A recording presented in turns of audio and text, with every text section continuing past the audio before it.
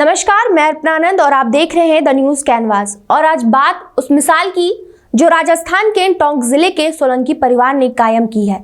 अपने बेटे के विवाह में सोलंकी परिवार ने टीका प्रथा को नकारते हुए सामाजिक सुधार की दिशा में मजबूत पहल की है।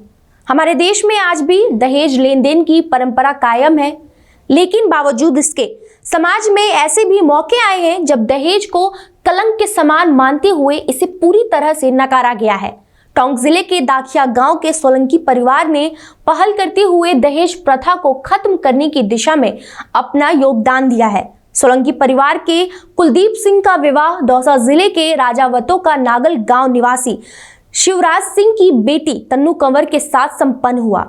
अक्सर माता पिता अपनी बेटी के खुशहाल भविष्य को ध्यान में रखते हुए दहेज देते हैं। उन्हें लगता है कि ऐसा करने से उनकी बेटी के वैवाहिक जीवन में किसी तरह की परेशानी नहीं आएगी।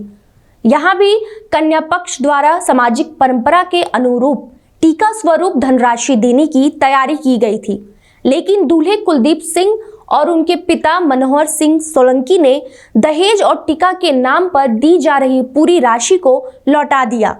दूल्हे के पिता ने कहा कि हमारे लिए दुल्हन ही सबसे बड़ा दहेज है, हमें कन्या और कलश के अलावा कुछ नहीं चाहिए। सोलंकी परिवार ने शगुन के रूप में केवल 1 रुपया और नारियल स्वीकार कर समाज को संदेश दिया कि विवाह संबंध प्रेम, संस्कार और समानता पर आधारित होना चाहिए, ना कि लेन देन पर। ये विडंबना है कि आजादी के इतने सालों बाद भी दहेज रूपी दानों का अंत नहीं हो पाया है। लेकिन दूसरी तरफ सकारात्मक पहल की खबरें दहेज प्रथा को जड़ से समाप्त करने की दिशा में कड़ी से कड़ी जोड़ने का काम करती है। मैं दूल्हे की बहन, मैं समाज को एक ही संदेश देना चाहती हूँ कि जैसे दहेज जैसी कुप्रथाओं को समाज में विरोध होना चाहिए, चाहे वो कोई सी भी कास्ट हो, चाहे वो लोग जाट हो, चाहे ब्राह्मण हो, बढ़िया हो। मेरे हिसाब से ये चीज़ें ख़त्म कर देनी चाहिए।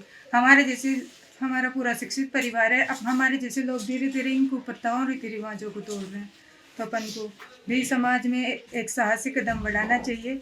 दहेज लेना और देना दोनों ही पाप है।